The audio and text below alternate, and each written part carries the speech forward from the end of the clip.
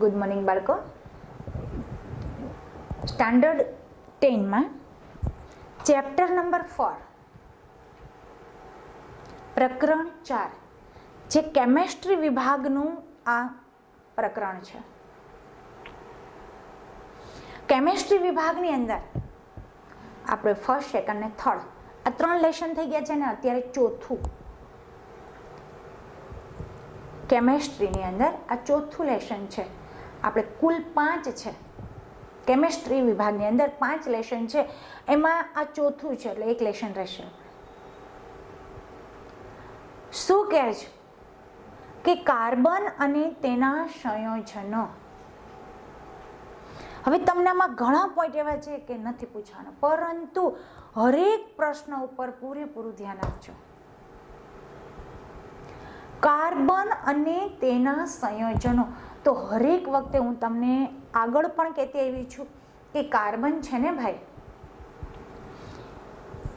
એ વાતાવરણની અંદર અને પૃથ્વીના પેટાળમાં હરેક જગ્યાએ કાર્બન મહત્વનું સ્થાન ધરાવે છે. 114 તત્વો આપણે છે ને એની અંદર કાર્બન એક મહત્વનો પોઈન્ટ છે.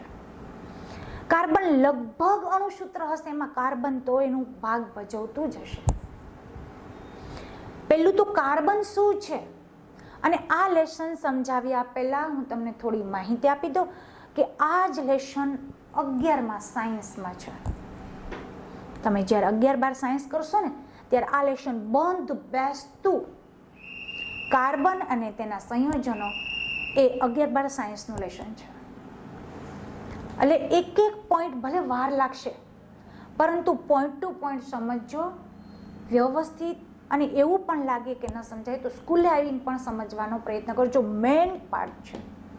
જો જરા કે એમ થશે કે આ મિસઅન્ડરસ્ટેન્ડિંગ થઈ ગયું છે કે મિસ પોઈન્ટ થઈ ગયો છે તો નહીં સમજાય. એટલે અત્યારથી જ હું તમને પહેલું કહું છું કે પહેલું કાર્બન અને તેના સંયોજનો છે એ થોડું આમ હાર્ડ છે, પણ તમે 8 ને 9 ભણ્યા છો એટલે તમને સરળ પદ્ધતિ લાગશે. તો કાર્બન શું છે આ લેશન સમજ્યા પહેલાં તમને 8 અને 9નું ચક્ર આવડવું જોશે. કયું ચક્ર ભાઈ? તો કે ઇલેક્ટ્રોન રચના આવડવી જોશે. જોજો હું સમજાવું એક કે તમને બધા જ કમસે કમ 8મા ધોરણની અંદર તમને શિક્ષકોએ સમજાવ્યું જ હશે કે હાઈલી બેબોકાના શો એના વિશે જ વાત કરું છું હું તમને. તત્વો એની અંદર કેટલા પ્રોટોન છે, કેટલા ન્યુટ્રોન છે, કેટલા ઇલેક્ટ્રોન છે, આ તમારે જોવાનું છે. ખાસ કરી ઇલેક્ટ્રોન ને પ્રોટોન, ન્યુટ્રોન તો છે ને ભાઈ.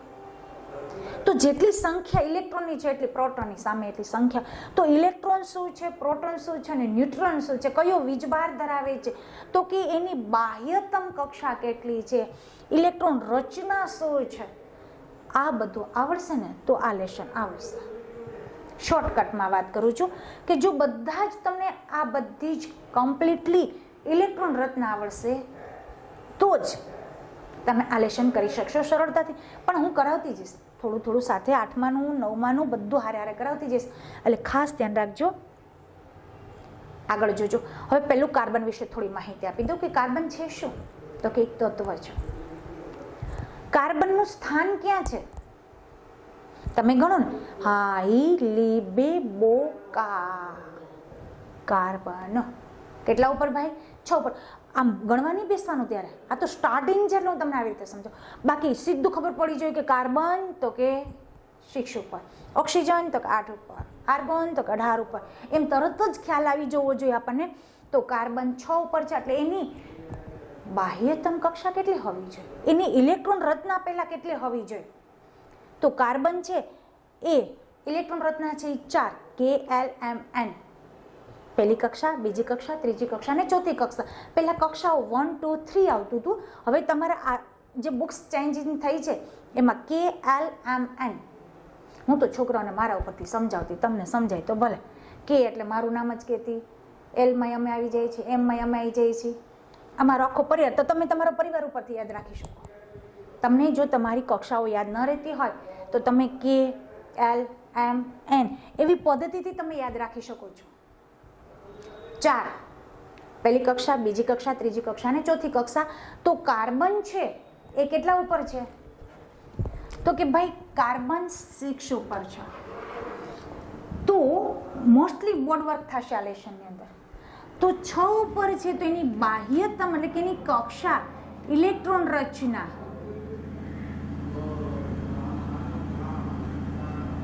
અને ઇલેક્ટ્રોન રચના શું થશે, હું ખાલી એક્ઝેક્ટ ખાલી આ પાર્ટની અંદર સમજાવું છું કે શું આવે છે. એની ઇલેક્ટ્રોન રચના થશે 2 અને 4. કાર્બન 6 એટલે કે એલ 4 પદ્ધતિઓ છે, કે એલ એમ એન, પહેલી કક્ષા, બીજી કક્ષા, ત્રીજી કક્ષા ને ચોથી કક્ષા. બરાબર છે. તમે નામથી યાદ રાખી શકો જો યાદ ન રહે તો. પહેલી કક્ષામાં કેટલા ઇલેક્ટ્રોન આવશે ભાઈ? 2. બીજી કક્ષામાં તો કે 4. હવે આ જ કક્ષાને મારે પૂર્ણતમ કરવા માટે કેટલા ઇલેક્ટ્રોનની જરૂર પડશે? જોજો, ખાલી બહુ મસ્ત ખાલી કાર્બનનું સમજાવી દઉં છું કે ખાલી એલ ઉપર કયા છે 4, તો મારે એમને પૂર્ણતમ કરવા માટે નિષ્ક્રિય વાયુ બનાવવા માટે કેટલા ઇલેક્ટ્રોનની જરૂર પડશે ભાઈ? તો કે 4. કેમ કે આ તો છે ને શું છે? ધાતુ, અધાતુ, અર્ધધાતુ.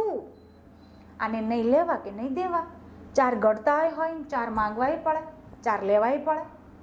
એવું છે ને ભાઈ, અર્ધધાતુ કહેવામાં આવ્યું છે અમને કે કાર્બનમાં 4 ઇલેક્ટ્રોન, એની પૂર્ણતમ કક્ષા છે એ 8 થી પૂર્ણ થાય છે. 8 થી પૂર્ણતમ કક્ષા થાય એટલે કે નિષ્ક્રિય વાયુ.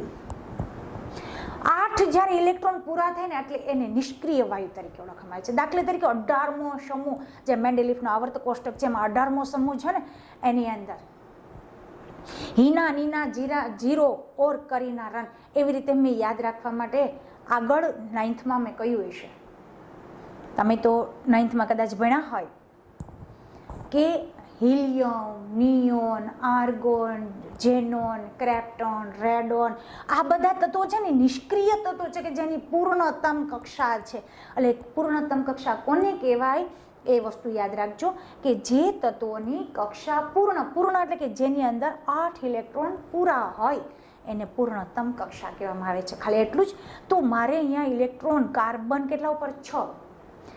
પહેલી કક્ષામાં તો 2 છે જ એટલે પૂર્ણ, પણ 6 ને ડિવાઈડ કરવાના છે ભાઈ મારે, તો 2 તો સમાઈ ગયા. તો પહેલી કક્ષામાં કહેશે કે મારી પાસે તો 2 જ છે, તો 4 વધ્યા એમને, તો કે બીજી કક્ષા એટલે એલમાં જશે. તો એને પૂર્ણતમ કરવા માટે 4 ઇલેક્ટ્રોન ઘટશે, તો એ 4 ઇલેક્ટ્રોનને સહસંયોજક બંધથી જોડવાના છે, જે આ લેશનની અંદર તમારે શીખવાનું છે. તો પહેલાં તમને આ આવડવું જોઈએ. આ 8મા ધોરણની અંદરનું જ્ઞાન છે. આ બધું શું છે? 8મા ધોરણનું જ્ઞાન છે. એટલે આ તમારે પહેલું શીખવું પડશે અને હું બધા જેટલા આવશે એટલું શીખવી દઈશ. બરાબર છે? ચાલો પહેલું સ્ટાર્ટ કરશું આપણે કે અગાઉના પ્રકરણમાં આપણે અગત્યના અનેક સંયોજનો આપણે જાણ્યા. આ પ્રકરણમાં આપણે કેટલાક વધુ રસપ્રદ સંયોજનો, તેના ગુણધર્મ વિશે, એટલે કાર્બન એક છે ને એની સાથે બીજું મેથી એટલે સંયોજનો વિશે અભ્યાસ કરશું. આપણે કાર્બન પણ શીખીશું કે જેના આપણા માટે તત્વ સ્વરૂપે, હમણાં જ મેં કહ્યું કાર્બન શું છે તો કે એક તત્વ છે, તેમનું સંયોજન સ્વરૂપ એમ બંને ખૂબ રીતે મહત્વનું છે. કાર્બનની સાથે બીજો તત્વ જોડાય CH4, તો મિથેન છે એની સાથે જોડાય એટલે સંયોજક.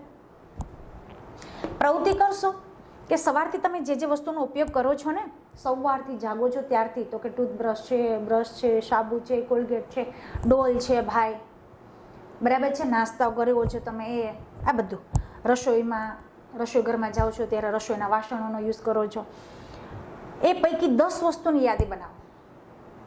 આ યાદીને તમારા સહઅધ્યાયી એટલે કે તમારી સાથે ભણતા હોય ને ભાઈ, એ એટલે તમારો મિત્ર કે જે સાથે ભણતો હોય, એ સહઅધ્યાયી બનાવેલી યાદી સાથે સરખાવો. તેમજ વસ્તુઓને બાજુમાં કોષ્ટકમાં વર્ગીકરણ કરો. બાજુનું કોષ્ટક છે એમાં વર્ગીકરણ કરવાનું છે. જો વસ્તુ એક કરતાં વધુ સામગ્રીની બનેલી હોય તો તેઓને કોષ્ટકમાં સંબંધિત બંને ખાનાઓમાં મૂકો છો. હવે તમારી પાસે કેટલી વસ્તુ હોય સમજી લો કે રસોડામાં સવારમાં જાગો છો, એક તમને સમજાવી દો કે ધાતુની બનેલી હોય એને અહીંયા મૂકવાનું છે, કાચ કે માટીની વસ્તુ બનેલી હોય તેને અહીંયા બાજુ રાખવાની છે અને અન્યમાં રાખવાનું છે. અન્ય દાખલા તરીકે પ્લાસ્ટિકની કોઈ બનેલી હોય એ વસ્તુને તમારે ઓલી સાઈડ રાખવાની છે. તો ધાતુની બનેલી હોય એ વસ્તુ, દાખલા તરીકે રસોડાના સાધન. રસોડાના સાધન એટલે મીન્સ કે આપણે પ્લેટ, ડીશ છે, વાડકો છે, એ બધી ધાતુઓમાંથી, સ્ટીલ છે એ ધાતુ છે, તાંબુ છે એ ધાતુ છે. તો એમાં આમ આવશે કે રસોડામાંથી વાસણ, રસોડાના વાસણો છે એ ધાતુના બનેલા હોય છે. પછી કાચ કે માટીની બનેલી વસ્તુ, કાચનું કંઈ હોય તો તમે કબોર્ડનો ઉપયોગ કરો છો તો એનો કાચ છે એ કાચ, એનો ઉપયોગ કર્યો છે તો એ આની અંદર રાખવાનું છે. પછી એમના પછી અન્ય વસ્તુઓ કઈ છે તો કે અન્ય વસ્તુઓ છે, દાખલા ટૂથબ્રશ, પછી ટૂથબ્રશ, પાટલો છે, નાહવા માટેનો જે તમે પાટલો યુઝ કરો છો એ અન્ય, એ પ્લાસ્ટિકમાં ગણાશે એટલે એને અન્યમાં યાદી કરવાની છે. એટલે શું કહે છે કે એક જ પદાર્થ છે એ ઘણી વસ્તુનો બનેલો હોય છે એમ કહેવા માંગે છે. અંતિમ ખાનામાં આવેલી વસ્તુઓ તરફ ધ્યાન આપો. તમારા શિક્ષક તમને જણાવશે કે તેમાંથી મોટાભાગની વસ્તુઓ કાર્બન સંયોજનોમાંથી જ બનેલી હોય છે. એટલે કહેવા માંગે લગભગ મોસ્ટલી બધે કાર્બન હોય છે. મેં જે લેસન સ્ટાર્ટ થયું ત્યારે જ કહ્યું, તેની પર કરવા માટે તમે કોઈ પદ્ધતિ વિચારી શકો છો? તેને અલગ કેમ કરવી તો કે સહસંયોજક બંધથી. જો કાર્બનયુક્ત સંયોજનોનું દહન કરવામાં આવે તો શું નિપજ મળે છે? શું તમે તેની ખાતરી કરવા માટે કોઈ કસોટી જાણો છો? અન્ન, કપડાં, દવાઓ, પુસ્તકો અથવા અનેક વસ્તુઓ કે જેની યાદી બનાવેલી છે તે તમામ સર્વતોમુખી તત્વ કાર્બન પર આધાર. આ સર્વતો એટલે બધા જ, આ બધા જ તત્વો છે ને એ કોના ઉપર નિર્ભર કરે છે? કાર્બન. જે મેં લેશન શરૂ થયું ને ત્યારે પોઈન્ટ બોલી હતી કે લગભગ મોસ્ટલી બધા કાર્બનને મહત્વપૂર્ણ ધરાવે છે. વધુમાં તમારા જીવન, સજીવ સંરચનાઓ કાર્બન પર જ આધારિત છે. પૃથ્વીના પોપડામાં અને વાતાવરણમાં હાજર કાર્બનની માત્રા ખૂબ જ અલ્પ હોય છે. હવે જો બહુ મસ્ત છે કે પૃથ્વીના પોપડામાં અને વાતાવરણમાં હાજર રહેલો કાર્બન બંને ડિફરન્સ છે, અલગ અલગ થોડોક છે. તો પૃથ્વીના પોપડાની અંદર જે કાર્બન છે ને એનો 0.02% કાર્બન ધરાવતું હોય છે. કે પૃથ્વીનો પોપડો છે એની અંદર 0.02% કાર્બન હોય છે. જેમ કે કાર્બોનેટ, હાઇડ્રોજન કાર્બોનેટ, કોલસો અને પેટ્રોલિયમ એ પૃથ્વીના પોપડાની અંદર છે, જ્યારે વાતાવરણમાં 0.03% કાર્બન ડાયોક્સાઇડ હોય છે. કુદરતમાં આટલી અલ્પ માત્રામાં કાર્બન પ્રાપ્ય હોવા છતાં કાર્બનનું મહત્વ ઘણું છે. આ પ્રકરણમાં આપણે કાર્બનના એવા ગુણધર્મો જોઈશું કે જે અસામ્યતા તરફ દોરી જતા હોય. પહેલું જ કે કાર્બનમાં સંબંધ અને સહસંયોજક બંધ કઈ રીતે જોડી શકાય છે. કાર્બનમાં બંધન અને સહસંયોજક એક બંધ, હવે સહસંયોજક બંધ એટલે કે જે એક બંધ, દ્વિબંધ અને ત્રિબંધથી જોડી શકાય છે એને સહસંયોજક બંધ તરીકે ઓળખવામાં છે. હવે અગાઉના પ્રકરણમાં આપણે આયનીય સંયોજનો, તો આયનીય સંયોજનો ગુણધર્મનો અભ્યાસ કરેલો.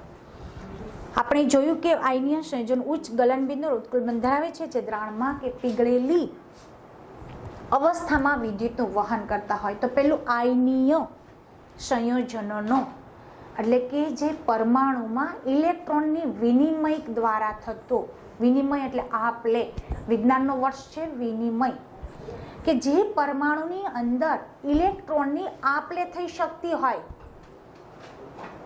વિનિમય થઈ શકતું હોય એને શું કહેવામાં આવે છે? આયનીય સંયોજનો કહેવામાં આવે છે. તો એવી અવસ્થામાં વિદ્યુતનું વહન થાય છે. આપણે એ પણ જોયું કે આયનીય સંયોજનોમાં બંધનનો સ્વભાવ કઈ રીતે ગુણધર્મ સમજ આપે છે. ચાલો આપણે કેટલાક કાર્બન સંયોજનોના ગુણધર્મોનો અભ્યાસ કરીએ. આપણે પ્રકરણ 2 કયું પ્રકરણ આપણે જોયું તો આગળ કે એ પણ કેમેસ્ટ્રીનો જ વિભાગ છે. કાર્બનના પરમાણુઓ વિશે આપણે જોયું હતું થોડું. તો પ્રકરણ 2માં જોઈ ગયા કે પ્રમાણે મોટા ભાગના કાર્બન સંયોજનો વિદ્યુતના મંદ વાહકો છે.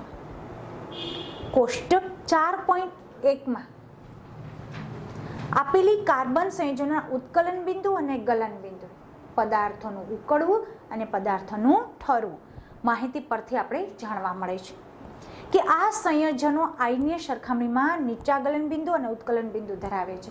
જે પ્રકરણ 3 ધાતુ અને અધાતુ ધાતુ અને અધાતુ પ્રકરણ 3માં આપણે નિષ્કર્ષ તારવી શકીએ છીએ કે અણુઓ વચ્ચે આકર્ષણ બળો ખૂબ પ્રબળ હોતા નથી. મોટાભાગે આ સંયોજનો વિદ્યુતના અવાહકો હોય છે. શું કહે છે? મોટા ભાગે જે આપેલા સંયોજનો એટલે કે એક તત્વની સાથે બીજો તત્વ જોડેલો છે. સંયોજનો એટલે શું કહે છે કે સંયોજનો વિદ્યુતના અવાહકો જ હોય છે, જેમાંથી વિદ્યુતનું વહન થઈ શકતું નથી. તેથી આપણે એ નિષ્કર્ષ કરી શકીએ છીએ, એટલે કે તારણ કાઢી શકીએ છીએ કે આ સંયોજનોના બંદર કોઈ પણ આયનો આપતા નથી. એટલે કે જે ભેગું હોય ને એમાંથી લે વેચ કેમ કરવી, એટલે એના વિશે આપણે વિચારીએ તો એ તત્વ છે એ આપણે પહેલું તત્વ એમ કહેતા હતા કે કાર્બન છે, તો કાર્બન છે એ કેટલા ઉપર છે? તો કે 6 ઉપર. 6 ઉપર છે તો એને પૂર્ણતમ કક્ષા કરવા માટે શું કરવું પડતું? કે એની ઇલેક્ટ્રોન રચના છે 2 અને 4. તો મેં તમને હમણાં સમજાવ્યું તો કે 4 હોય તો એને ઇલેક્ટ્રોન કેટલા ઘટશે? તો કે 4 ઘટશે. તો એ તો એક જ તત્વ હતું ને. અત્યારે તત્વો સંયોગીકરણ છે તો આયનીકરણની પ્રક્રિયા થશે નહીં. તો ધોરણ 9માં આપણે વિવિધ તત્વોની સંયોગીકરણની ક્ષમતા, ભેગું કરવાની ક્ષમતા અને કઈ રીતે સંયોજકતા ઇલેક્ટ્રોનની સંખ્યા પર આધાર રાખે છે. સંયોજકતા કક્ષા એટલે બાહ્યતમ કક્ષા. મેં હમણાં જ કહ્યું હતું બાહ્યતમ કક્ષા એટલે જે કાર્બનની 4 તત્વોની સંખ્યા છે, ઇલેક્ટ્રોન 4 છે, એની સંયોજકતા કક્ષા એટલે કે એની બાહ્યતમ કક્ષા તરીકે ઓળખવામાં આવે છે. આધાર પર રાખે છે તે વિશે શીખી ગયા. ચાલો હવે આપણે કાર્બનની ઇલેક્ટ્રોન રચના વિશે જોઈએ. કાર્બનનો પરમાણ્વીય ક્રમાંક મેં હમણાં તમને લેશન જ્યારે સ્ટાર્ટ કર્યું ને ત્યારે આ પદ્ધતિ સમજાવેલી છે. એ જ પદ્ધતિ પાછી શું કહે છે કે કાર્બનનો પરમાણ્વીય ક્રમાંક કેટલો છે ભાઈ? તો કે 6. ઓટોમિક નંબર કહેવામાં આવે છે. એટલે શું કહે? પરમાણ્વીય ક્રમાંક જેને તમારે કોના વડે દર્શાવવામાં આવે છે? એને Z વડે દર્શાવવામાં આવે છે. કાર્બનના વિવિધ કોષોમાં ઇલેક્ટ્રોનની વહેંચણી કઈ રીતે થશે? કાર્બનના કેટલા સંયોજકતા ઇલેક્ટ્રોન ધરાવે છે? જે મેં તમને હમણાં જ કહ્યું. આપણે જાણીએ છીએ કે તત્વોની પ્રતિક્રિયાત્મકતા સંપૂર્ણ ભરાયેલ બાહ્યતમ કક્ષા એટલે એની સંયોજકતા કક્ષા. બાહ્યતમ કક્ષા એટલે કે જે ઇલેક્ટ્રોનની બહારના તત્વો આવેલા હોય એને શું કહેવામાં આવે છે? બાહ્યતમ કક્ષા. બાહ્યતમ કક્ષા એટલે કે નિષ્ક્રિય વાયુ જેવી રચના પ્રાપ્ત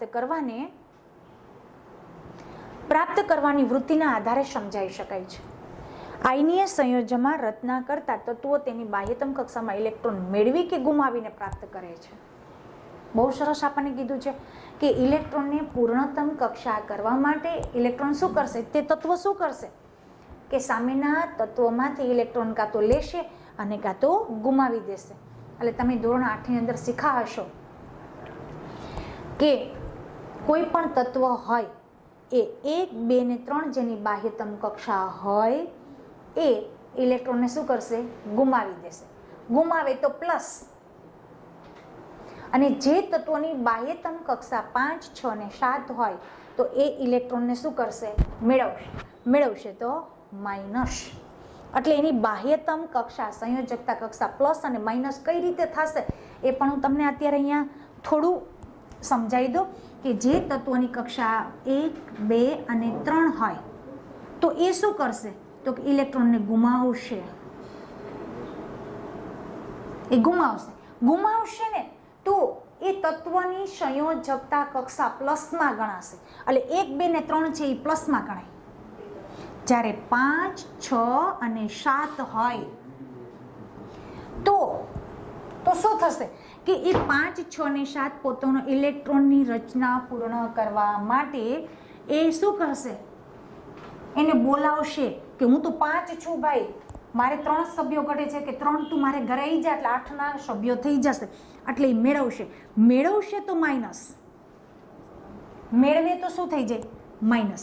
ગુમાવે તો પ્લસ.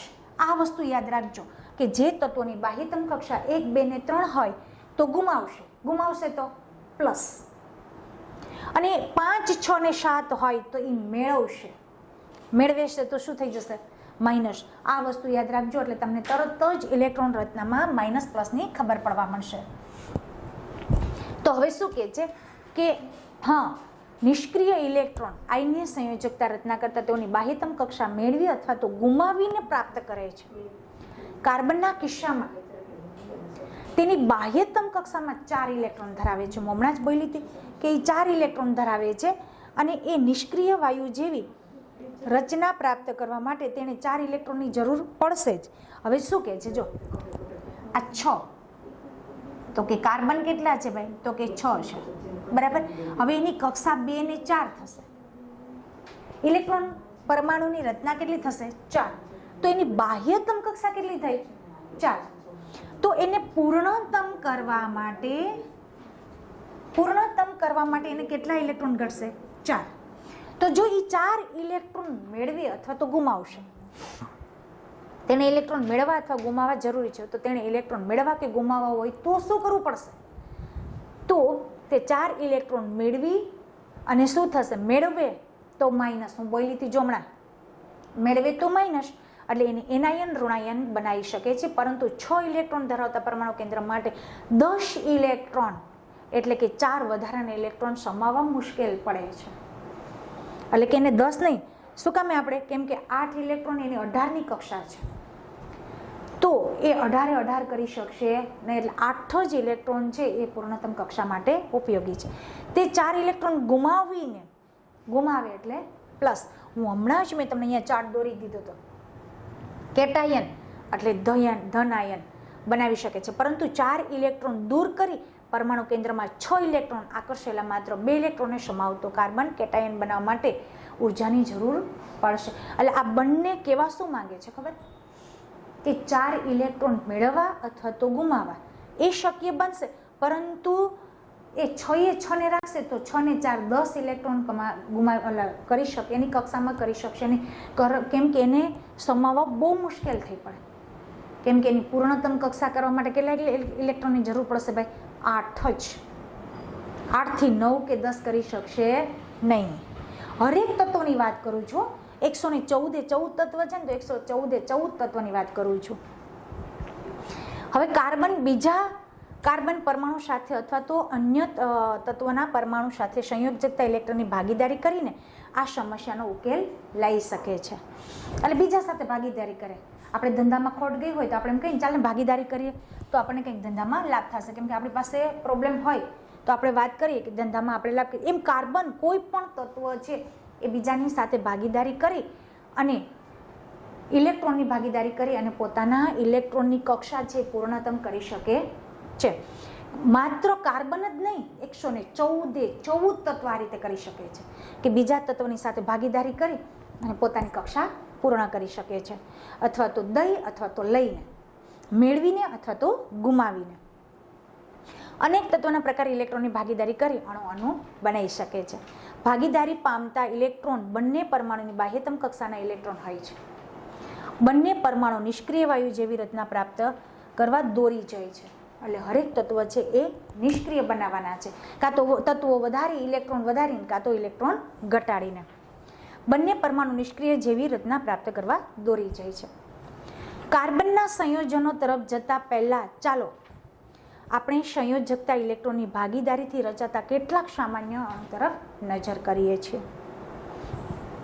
હવે પાછું આપણે એક પોઈન્ટ જોતા, આપણે કાર્બનનું પહેલું જોયું, હવે શું કરીશું કે આ પ્રકારે રચાતો સૌથી સાદો અણુ એક હાઇડ્રોજન છે.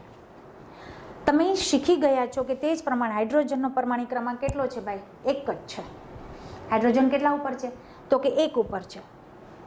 તેથી હાઇડ્રોજન તેની પહેલી કક્ષામાં ઇલેક્ટ્રોન ધરાવે છે, તો કે કક્ષાને ભરવા માટે તેને 1 ઇલેક્ટ્રોનની આવશ્યકતા છે, તેથી 2 ઇલેક્ટ્રોન, રાઈટ. જુઓ શું કહે છે કે હાઇડ્રોજન ભાઈ એકલો છે, જેમ અત્યારે એમ કેમ કીધું હતું એકલો છે, એટલે એને 2 હાઇડ્રોજન તો કરવા જ પડશે, તેથી તેને 2 હાઇડ્રોજન કરવાની ભાગીદારી કોક પાસે કરવી પડશે, કેમ કે પહેલી કક્ષામાં કેટલા ઇલેક્ટ્રોન સમાય એ પહેલાં તમને માહિતી હોવી જોઈએ.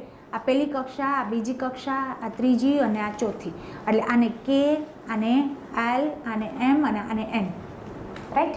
હવે પહેલી કક્ષા છે એમાં 2 ઇલેક્ટ્રોન, વધુમાં વધુ 2 ઇલેક્ટ્રોન સમાઈ શકે છે, એ તમને ખ્યાલ છે. પછી 18, 32, એવી રીતે ઇલેક્ટ્રોન પહેલી 2, પછી 8, પછી 18 અને 32 આ રીતે કક્ષાઓ સમાઈ શકે છે. તો તમને એમ થાય કે 18 સમાવી દઈએ આપણે?